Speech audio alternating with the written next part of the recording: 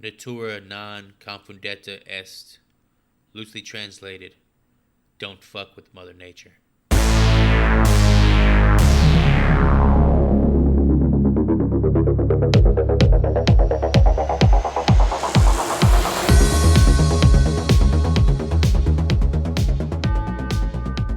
Should have took my pants off and pissed all over him, but I didn't. I held back. You're supposed to piss on the jellyfish as retribution for him having stung the guy. Not really piss on the sting at all, but you gotta piss on the jellyfish. So you find the jellyfish and you give it a golden shower. That's what you do. Yeah. Don't look at me. I can't do it if you're looking at me. Dude, just writhing in pain. I was actually sitting on the beach and this kid ran out of the ocean screaming that he got stung by a jellyfish. So, oh well. Welcome to the Horrible Film School, a safe place to watch scary movies. I'm Chris, joined today by my fellow HorrorBulls, Mr. Hootie. What's up, fellas? I'm excited to talk about a sea creature today. The Professor Joseph. What's up, guys? Heavy spoilers ahead as we dive into 1989's Leviathan. Today's lesson, how to be a better boss in stressful situations. The year is 2027, and underwater mining is all the rage, and it is the latest chapter of destroying planet Earth. But as she always does, Mother Earth has a surprise for our ragtag group of aquatic miners. A secret is about to be let out of a bottle of booze that will doom the crew and force them to go to extreme measures in hopes of reaching the surface before it's too late. I did not pick up on the fact this was set in 2027. Was that on screen at the beginning and I just totally blocked it out? You didn't see all that advanced technology they were using, like that screen on the outside of the guy's suit, talking about his PSI level and shit? Leviathan was directed by George P. Cosmatos, who you may know from Rambo Part 2 and Tombstone. Tombstone's like, I don't know, it was probably my favorite Western. Let's get into the cast of this film. The first character is Stephen Beck, played by Peter Weller, who, of course, everybody knows as RoboCop. And then another little indie classic called Adventures of Buckaroo Banzai. Yeah, this guy, outside of RoboCop, 2013 Star Trek Into Darkness, that's the only other like acting credit that I actually recognize him from. He did a little bit of voice work as well for the RoboCop character in the DLC for the 2019 Mortal Kombat 11. So he's done a little bit of voice work for like video games and such. I have never seen RoboCop. This guy's actually a pretty I haven't seen it either. Anytime it ever came on, I would immediately leave the room. It fucking freaks me out. You didn't at least hang around for the first 5 minutes where Peter Weller gets his dick blown off? He looks like shit. We actually just got a follower on the air, Lindsay. Lindsay7414. We appreciate you. Ooh, shout out. Hey, send her to my OnlyFans. 2 more things on Peter Weller, because he's just a good B-movie actor. 1, he has a PhD, so good for Peter. And 2, he's just like a good-looking dude. What happened? You say good-looking dude. There's a scene a little bit later that I'm going to talk about that might just change your mind on that. Okay, all right. I'm riddled with suspense. All right, next up, Dr. Glenn Doc Thompson, played by Richard Crenna, who was also in Rambo 1, 2, and 3. I think it's pronounced Crenna. Is it Crenna? Yeah, it's Crenna. Okay, I didn't know. You added an E in there, but it's fine. No worries. He's also, funny enough, he's in the movie Hot Shots Part 2. You guys remember Hot Shots Part 2? Buzz Sixpack Parrish, played by Daniel Stern. The legend himself, bro. Alright, man. This guy has been in so many movies that I enjoyed in my youth. He played a part in Little Monsters with Fred Savage. He was Marv, which is probably his most famous role in Home Alone 1 and 2. He was in the movie as an actor and also directed it. Rookie of the Year, if you remember that one, Chris. Fucky butt loving! Dude, me and Chris, I would try to get him to break my fucking arm so I could throw a fastball like that kid in Rookie of the Year. Like, I was just constantly taking my arm and, like, sticking it at the door of the car and shit, going down the road. Like, please just break. I want to throw a fastball. I want to play for the fucking Atlanta Braves. Break my fucking arm. I want Gary Busey as my stepdad now. I think it, and he was also in Bushwhacked. But as a serious actor, I think he's probably known more for, like the City Slickers movie. But he'll always Love be City Marv. Slickers. He'll always be Marv to me. Next up, we have Justin Jones, played by Ernie Hudson, who is in Ghostbusters and Congo. God damn it, you fucking asshole. I was going to say that. You just fucking ruined it.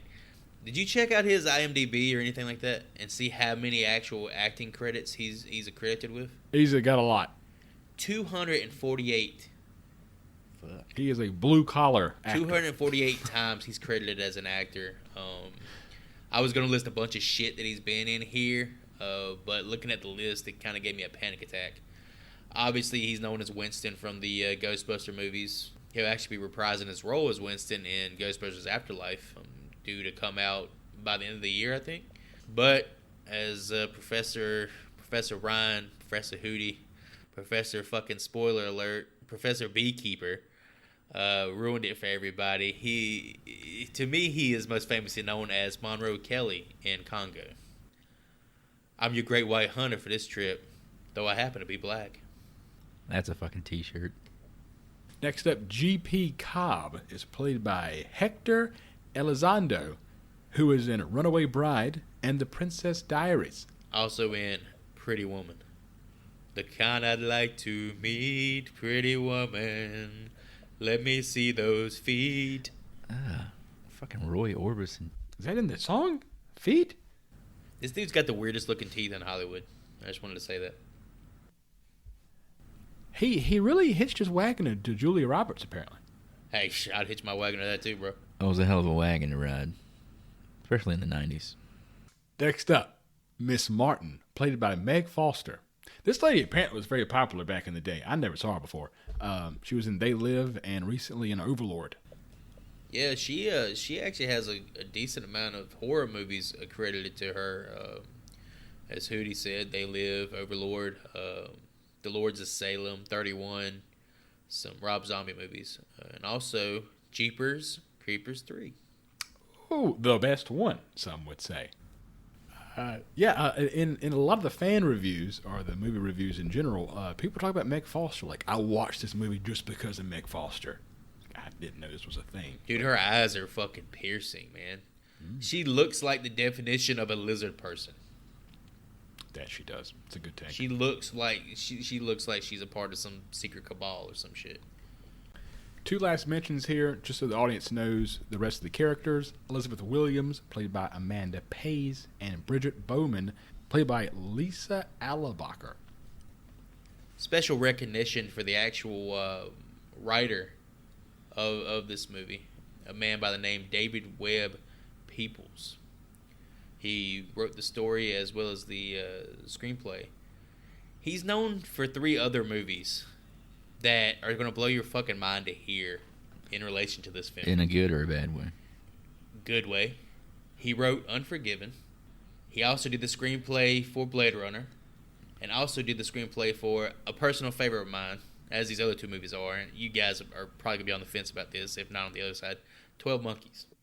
If the audience has hung with us this long, they're probably asking, what the hell is a Leviathan? Well, let me tell you. The definition, in a biblical sense, it is a sea monster identified in different passages with the whale and the crocodile and the devil himself, or a very large aquatic creature. And there have been recorded incidents in history where they've actually play, like, you can actually hear what they sound like. Just give us 1 second. We're going to access the audio file. Hold on.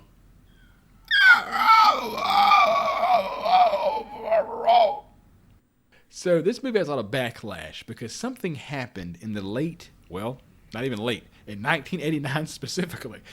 In 1989, in order, this is what came out. Deep Star 6, The Abyss, Leviathan, The Evil Below, Lords of the Deep, The Rift. All those involve sea creatures in the bones of the film. You may be wondering how this movie was shot in so much water. Well, There wasn't any water at all.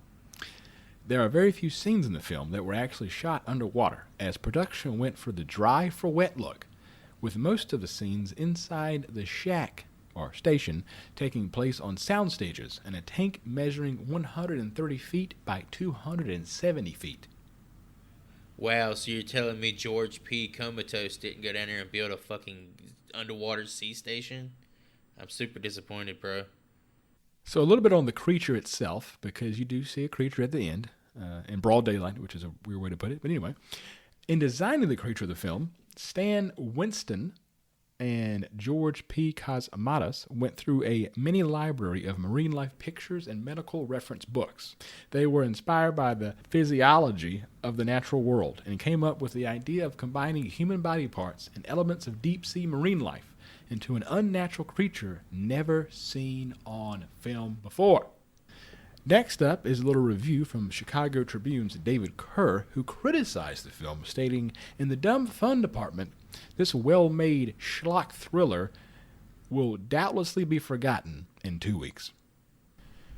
So with that, fellas, let's get in to 1989's Leviathan.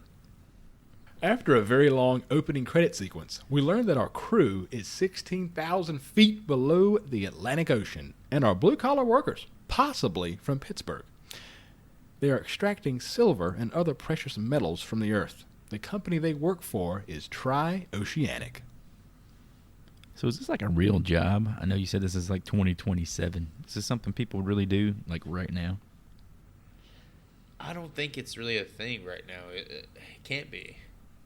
We got 6 years to figure it out. We got torpedoes and shit. We can blow up rocks and look at them. We find our crew completing a routine assignment outside of station number 7 on day 87 of a 90-day shift. On the way back to the station, DeZeus loses oxygen to his suit. DeZeus! DeJesus. DeZeus! DeJesus! DeJesus. DeJesus? DeJesus. DeJesus, yeah. DeJesus. Man, during this scene, man, the Jesus, man, he got confused and shit. His air wasn't even working, bro. I didn't see the Jesus the whole fucking movie, dog. The PSI levels, man, the PSI levels was crazy. DeJesus. All right, how do you say his name? DeJesus. God, it's so many fucking syllables. On the way back to the station, DeJesus loses oxygen to his suit and is radioing back for help because the doctor is taking a mean deuce. Did you guys notice DeJesus's like face during this scene, like while he's in the suit and he's struggling to breathe? It's almost like there's a fucking grouper and it's got a hold of his sea cucumber and it's sucking the life out of his soul. Like he's about to fucking nut harder than he's ever did in his whole life. DeJesus survives the crisis and the crew reconvene in the mess hall, only for Six-Pack to tell DeJesus about what decompression does to the I want to apologize to all our Spanish and Hispanic listeners for this lack of sensitivity towards your names and your culture. I love spicy food. This is just Hootie. He eats a Chipotle. Professor Ryan's views do not reflect those of the podcast. Proud Boys only in Professor Hootie's class. Only for Six-Pack to tell DeJesus about what decompression does to the human body. I was confused, like Beck's analysis of the situation.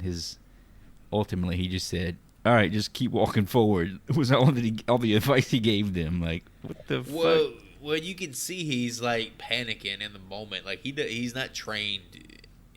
He's not trained to know exactly what to do in this situation. But he didn't do anything. Is my point. That's Doc's job, and Doc isn't there. But all the Doc would have said is, "Just keep fucking walking. You'll get here in a minute, and you'll be fine." That's all he did. He was pushing buttons. Exactly. All the buttons and shit. All he did was fucking open the door and say, "Bring him in." That's what the fuck I would have said. I have zero knowledge of how this works. In that scene, apparently he's reading a book about like how to be a manager or some shit. Yeah. And that was a very popular book in the 80s. It was like an actual self-help book. Did any of you happen to pause the movie when Beck is talking to himself in the mirror, giving himself his little hype-up speech? No, I did not pause the movie. All right. Peter Weller may have the biggest head of anybody in Hollywood, This thing is fucking massive. But the camera is zooming out on his face, and it's showing more and more of his face and his head. The camera has to zoom back at least 3 feet until it gets all that shit in the frame. I think the movie Megamind is based on his likeness. If you watch RoboCop, Joy, he has a shaved head, so you could imagine. Jesus Christ. Within the mess hall, we have a rather large Pepsi advertisement. Glad this outfit was given a sponsor. Made in the Carolinas, dog. Let's go. Crew is here consisting of Beck, Six-Pack, DeJesus, Mr. Jones, Cobb, Williams, and Bowman. I got his name right there. The crew despises the doc, which pushes a pretty laid-back boss in Beck to check the doc in front of the crew. What you guys think of him checking the doc? I don't really think they despise the doc as much as they don't trust Beck as a leader. And I think he kind of shows that he's not leader material. As we find out, I think right after this scene, he's just a geologist. He isn't, any sort of mining expert or anything. He just, he can identify rocks. And yeah, he definitely had a pet rock as a child. Beck convinces the crew to work a double shift in order to have the next day off. Williams gets to work on fixing DeJesus' suit, and a spider-like creature pops out and attacks her. More reasons not to go in the fucking ocean. But during that scene, Mr. Jones and Cobb go to the engine room, and he fixes the engine with a piece of bubble gum. So Six-Pack goes to bed and is about to smack his salami when another spider creature emerges from under his bed. Who really goes up to a bunk with titties all over the wall, just about to fap right there in front of everybody? Doesn't even have the curtain closed for privacy. Drinking brew and eating pussy. this is definitely Daniel Stern playing against type. He's known as the cut up, but he's not known as the fucking over the top, sexualized, perverted guy. Six-Pack blames Williams for the creature, and they get to go outside for a mining duty assignment. While mining, Six-Pack falls off the side of a cliff and is tangled in a tentacle-like seaweed. He had this crudely drawn number 6 on the fucking chest of his suit, and as he's falling into frame, it was like a frame behind him. It was catching up to him. It was like. Yeah, those tube worms that they fall into are fucking massive. Do they really get that big? I wonder. Is that a real thing, tube worms? Yeah, tube worms is an actual thing, but I'm not sure if they get that big. I think they thrive in the volcanic vents. I think they're called. Williams carefully goes down the cliff in search of Six-Pack and finds a deteriorating Russian station, and then eventually finds Six-Pack holding a cargo crate inside of it. One of the actual moments of horror or terror, I guess, in the whole thing, when she was kind of navigating it and we didn't know what was going to happen, and he just kind of pops out, kind of I don't know, he looked like an alien form into itself when he first steps into the frame, only to be holding a big-ass chest, acting like a fucking fool. I'm fucking rich, bitch! The doctor does look at the ship's name in Russian and tells the audience that it stands for Leviathan. Oh, he said the name of the movie. He said it. Yes! Back at the station, the crew open the crate to find a videotape of the captain's log and crew member files that all say deceased. I gotta bring this up. So, Beck is taking out these files, and apparently they're in Russian, and he's handing them to the doc. And the doc says, "Oh, this says deceased."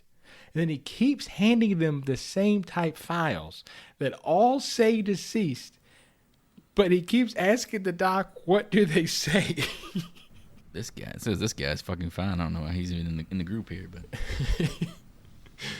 The last item they find is a bottle of Russian vodka, to which everyone is excited about and are ready to get boozed up. Doc and Beck review the findings of the captain's log and discover that the Russian station was sunk on purpose with a torpedo. The Russians didn't want whatever was discovered to get out. Classic Russians.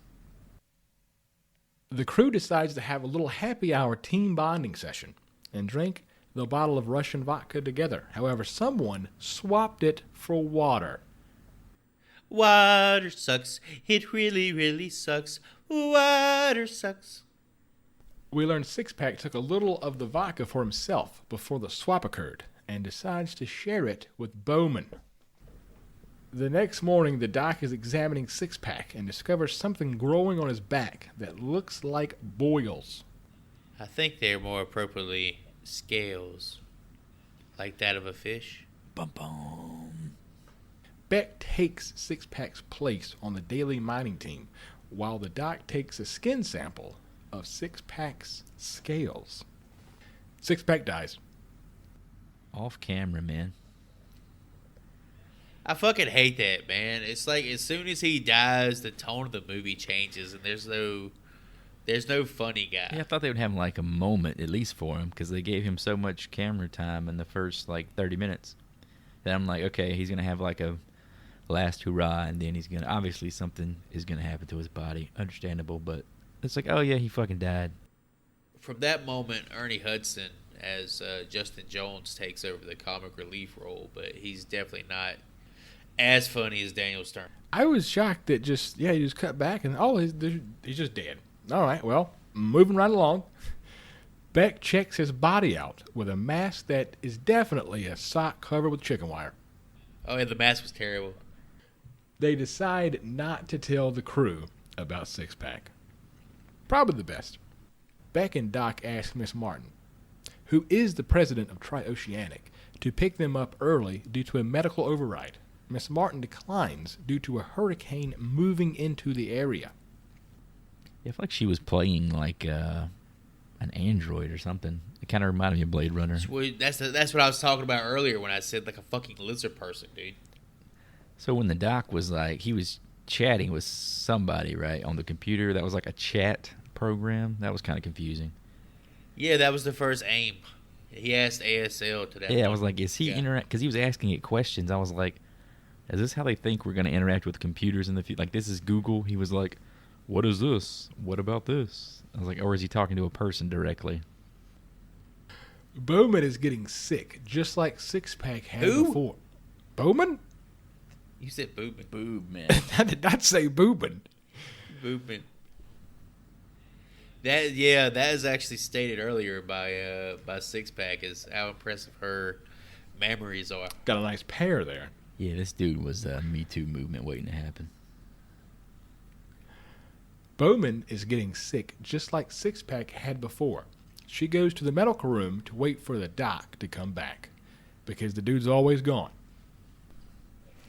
While there, she checks on Six-Pack and sees that he's slowly turning into something not human. She freaks out and kills herself by slicing her wrist to save herself from becoming a Leviathan.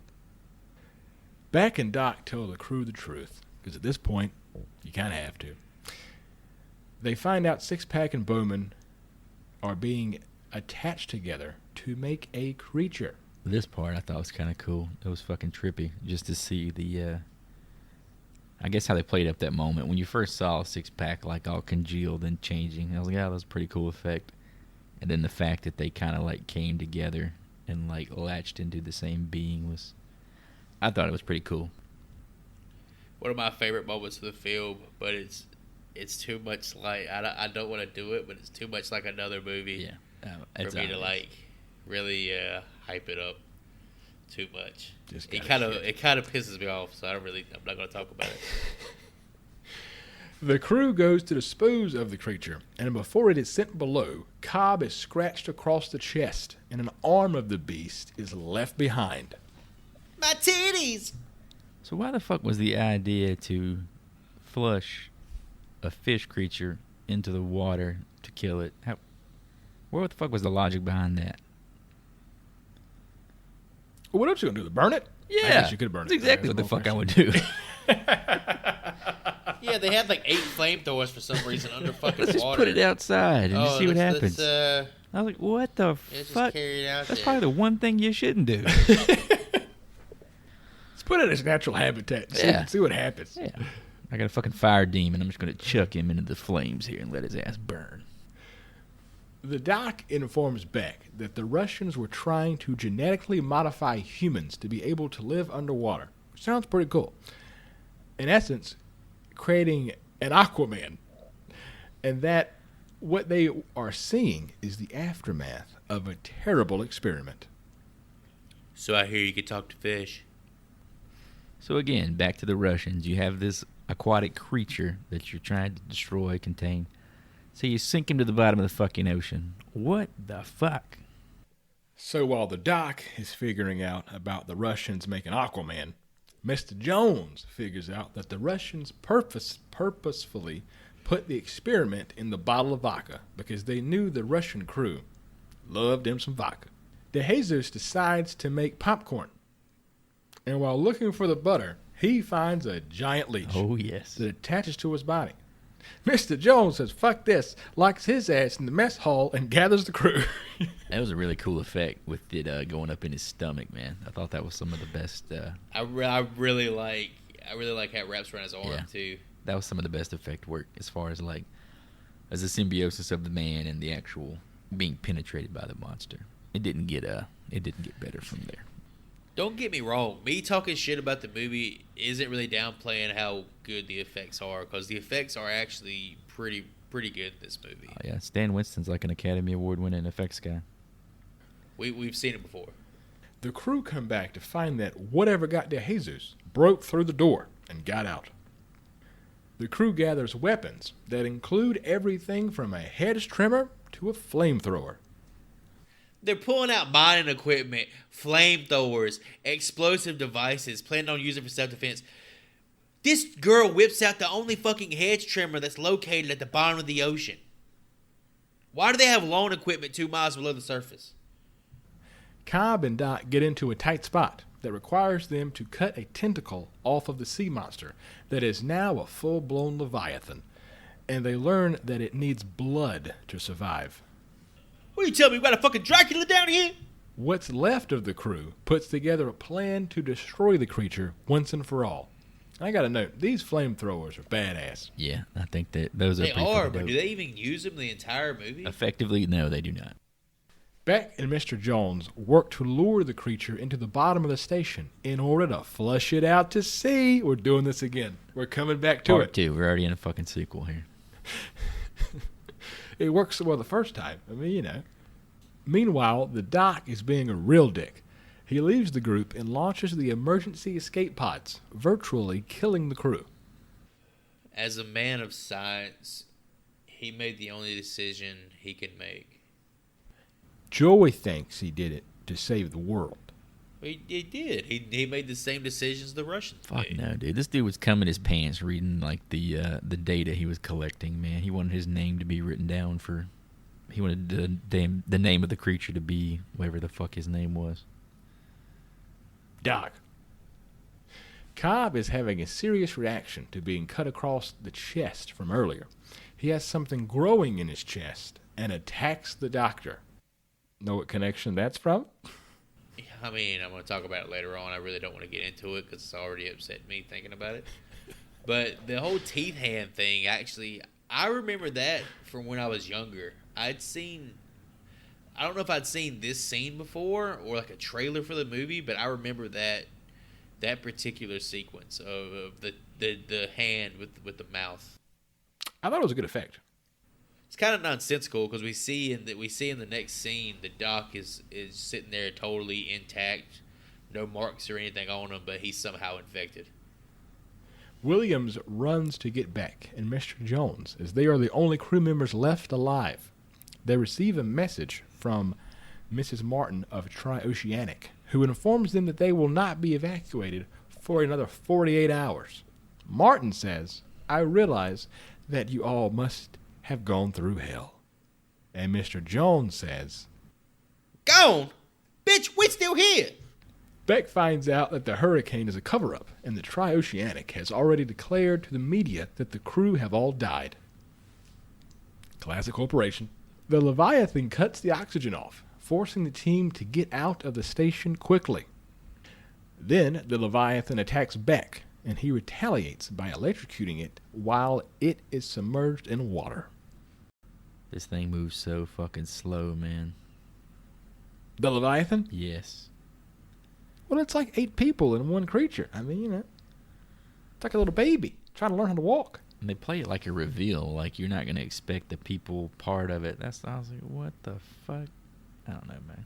Oh, yeah, Ernie Hudson says, like, I just saw the doc. It kind of upset me that we really don't get to see the Doc, like, as a monster. Like, we see a flash of his face, but you don't even see him on the monster's body. Sections of the station begin to collapse, and it is a mad dash to exit for our ragged crew of 3. Beck makes the call to use the underwater mining suits in order to get to the surface. Williams and Mr. Jones quickly get into theirs. However, the Leviathan breaks into the room before Beck can get into his suit, and he is forced to come face to face with the beast. This is the showdown, fellas. Get hype. Dun dun dun dun dun dun dun. Beck uses a flare against the beast and is able to get into his suit and escape before the station implodes. That's the whole fight. A flare was able to defeat the beast. Well, not just a flare. He used a flare, and then he did some parkour shit where he jumped around him and then made like a grate fall on the guy. Yeah, he knocked like the catwalk down on him, right? On it, not him, sorry. Yeah. More wonders by Mr. Peter Weller. Mr. Jones, Williams, and Beck make it all the way to the surface, which is 16,000 feet, without stopping. Decompression would have killed them immediately. They had the suits, man. I didn't know that. They got out of the suits. Dude. They rode the suits. Then they mashed the button, and the suit, the suit fell off, and then they held onto the hands, the helmet, and then they swam to the surface, dude. You don't even know. And they get to the surface, and whatever they were riding, those little pods, are just gone. They're not there anymore. They're just forgotten about. That'd have been badass if they would have went into the sky with like that momentum. Dude, fucking float. He just keep going. Fuck. This is crazy shit. That one chick wanted to be a fucking astronaut, bro. She gets to live that life. Oh shit! We got a first class ticket to the moon. Oh, I see that. Make it stop. Make it stop. It's a whole different fucking movie then.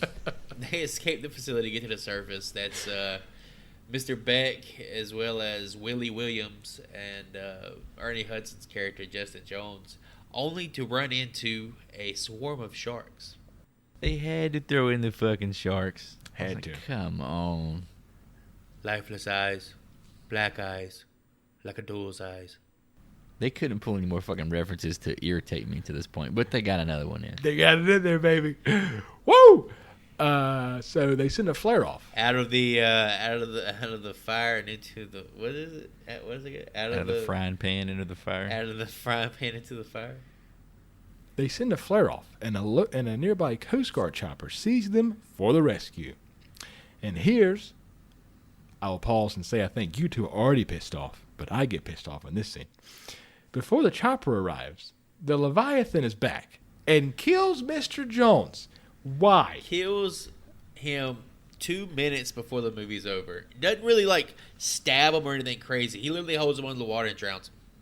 I didn't notice he was dead until they were on the ship. I was like, where the fuck is Ernie at? I had to rewind it. This is how unceremonious his death was.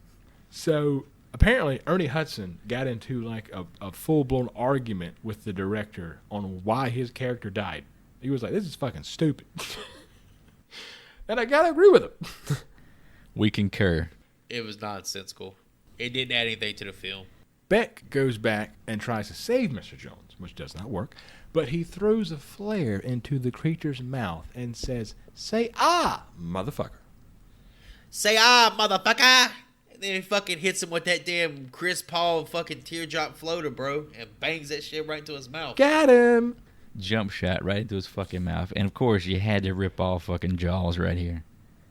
Instead of smile, you son of a bitch, you say ah, motherfucker. The classiness of smile, you son of a, versus say ah, motherfucker, tells you exactly the difference in those two movies. And another point is, why did it have to be daylight? Do we have to get the creature in broad, just the sunniest fucking day on Earth? I feel like that was another nod to Jaws for me. That's why I was just so pissed off in the sequence, man. But you can't hide. Jaws, the shark, was in the water. Like, you could hide stuff. This thing was fully out of the water. Broad daylight. But after that, the Leviathan is dead. So is Mr. Jones. So then what do? We get some music that apparently the day has been saved. Don't you forget about me. And he punches a woman in the face to end the movie. I was like, that's the perfect fucking stamp for everything that this just did. Beck and Williams meet Miss Martin of Tri-Oceanic in person on a nearby base, and Beck punches her out. The end. And he's so fucking happy about it. Doesn't give a shit that everyone just died. He's got his arm around this hot would-be astronaut. Just punched a woman in the fucking face, and he's ready to go get his dick sucked. I was so confused in the last 5 minutes of this film. And the way this creature works, right, is if you break it into pieces, it can reproduce, right?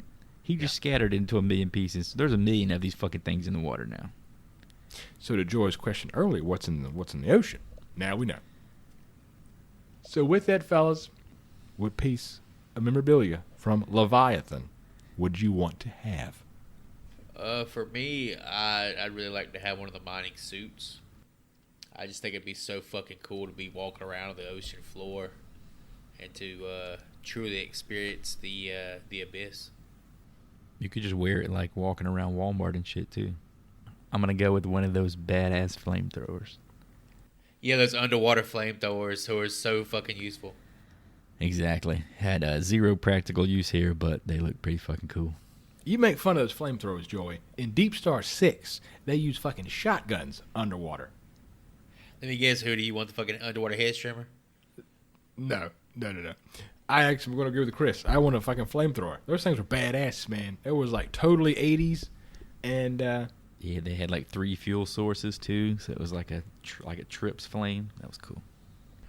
So with that, let's get a little into the fan reviews. What do the fans think about this, besides some obvious that I'm sure Joy's going to get into in just a few minutes? First up, Brian O. says, not going to lie, Daniel Stern makes this film 1.5 stars. So I'm not sure what exactly made, but he made the shit sandwich. It was alright for a bite. And next up, just because this is Leviathan. Jim R. says, yo, this movie is great. Forget what these dipshits are saying. 4.5 stars. See, that's what I'm talking about. This movie is so divisive, man. It really is. I say that because this dude's name is Jim R. So I'm thinking this is good old Jim Ross from WWE, and he's saying, yo, this movie's stomping a mud hole in somebody's ass. Oh, he put a mud hole in the Leviathan's ass. 4.5 stars. 4.5. Let's just say this guy gave the fucking Godfather a 5, just for shits and giggles. He thinks this is that fucking close to a perfect movie. Well, I appreciate the fact he loves it. I won't take that from him. I mean, I'm not going to hate Jim Ross. You can, Chris, but I'm not going to. Man, that's great barbecue sauce. JR. So I will go first on what I thought of the film before you two sandbagging sons of bitches just destroy it. This was my pick. The fucking guy who loves this movie who can't pronounce half the character's name. Just the one. The goose. The goose. The fucking. De Jesus. The Jesus, bro. Jesus. All right. While not original. The end. Fuck, I mean, shit. Roll credits. Get us out of here. Ding, ding, ding, All right. ding. While not original. What do we have for him, John? While not original, Leviathan brings the best of what the 80s had to offer in regards to creature films. Sure, we can connect on how it borrowed from Alien, The Thing, and The Abyss, but looking back, I wish we had more movies like this now. The special effects are decent, and the cast is pretty damn good for a low-budget underwater film. I give this film a B for badass. I'll go ahead and lead with my letter grade, because I guess it kind of personifies what I was going to say here. I'm going to give this a C. This is about as average as it gets. I've learned through this podcast I'm not really a big creature feature fan. Has to be a real banger for me to buy into a creature feature, it seems. Never really thought on which like subgenre is my favorite, but I think I'm a slasher guy the more I think about it. So, but this was fine. I like the setup. The cast was pretty solid, as Hootie alluded to. But just like fucking Friday the 13th, the fact that I have seen so many of the influences that this thing is straight ripping from makes it hard for me to love it. And the monster had like shoddy screen time, and I don't know. I don't think it was as impressive as the monsters in the movies that it's borrowing from. So, in the end, it just makes me want to watch John Carpenter's The Thing again. All right, I'm not going to go into super big detail ripping this movie a new asshole, but I'm going to give 1989's Leviathan a D.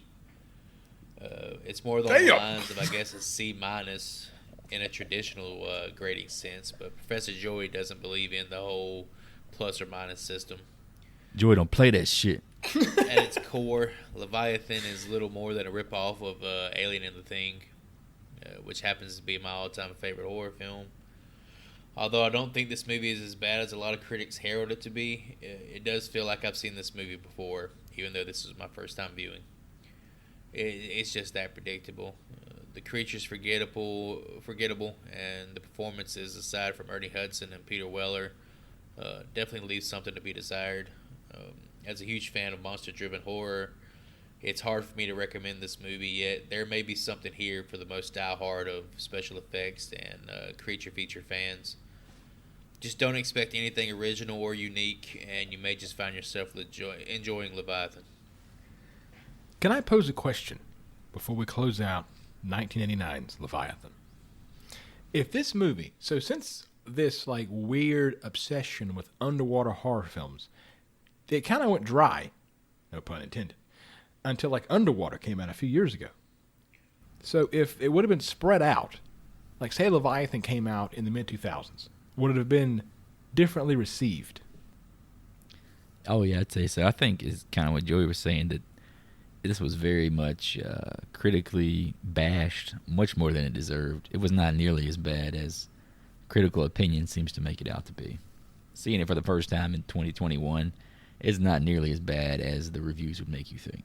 Well, with that being the case, which one of the underwater scary movies or horror films is supposed to be the one that's like the banker? Supposedly The Abyss? I don't even think The Abyss is that good. It's not that scary. It's not that good. But it's not that good. I mean, really, even comparing itself to the rest of these movies, they're all pretty mediocre.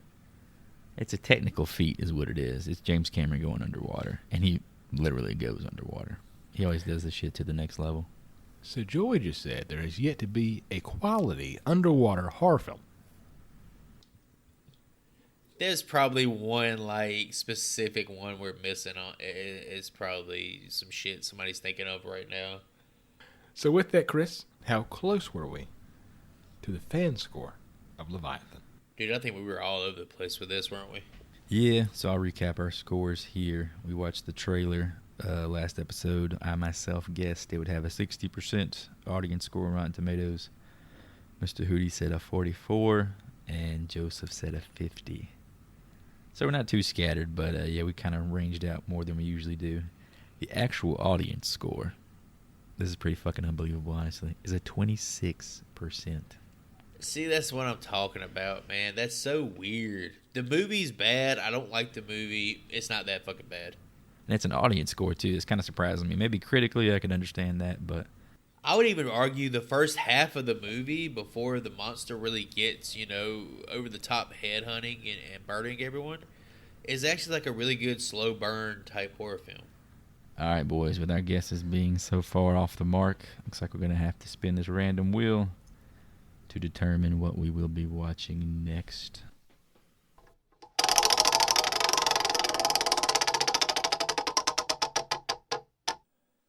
The wheel has been spun. Fuck yes. Oh, it's a good movie. Yeah. All right. Introducing our next film we shall be reviewing, Slither from 2006. From Universal Pictures comes a film so shocking, We've got a real problem here. so disgusting, Don't let him in your mouth! it will change the face of horror. They're doing things to people, turning them into some kind of monsters.